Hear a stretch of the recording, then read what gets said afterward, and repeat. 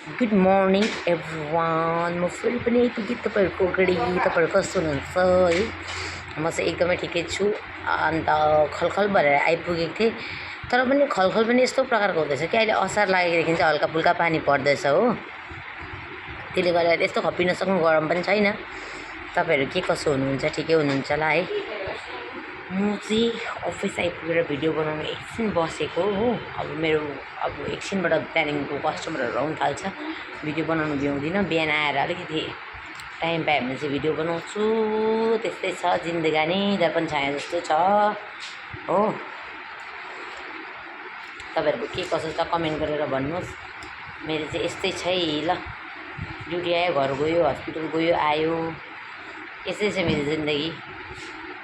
दुःखले भरिएको। तपाईँहरूको कस्तो के छ कमेन्ट गरेर भन्नुहोस् है। तपाईँहरूले कमेन्ट त गर्नु हुँदैन, हेर्नु मात्रै हुन्छ। यसरी स्टाइलहरू पार्दै बोल्दाखेरि पनि तपाईँहरूले कमेन्टहरू पनि गर्नुहुन्न, लाइकहरू केही गर्नुहुन्न होइन।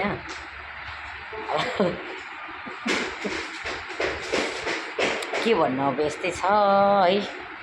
आज त मौसम आसमान पनि कालो कालो छ हो। हिजो पनि अघि बिहानखेरि चाहिँ पानी आएको थियो। 6 बजीदेखि चाहिँ पानी आएर अलिक हल्का शीतल भएको छ। राति त गरमै थियो। अन्त तपाईँहरूको दिन मङ्गलमय होस् भन्ने कामना गर्दै मेरो यो भिडियो सानो अनि मिठो भिडियोलाई समाप्त गर्छु। Bye, take care.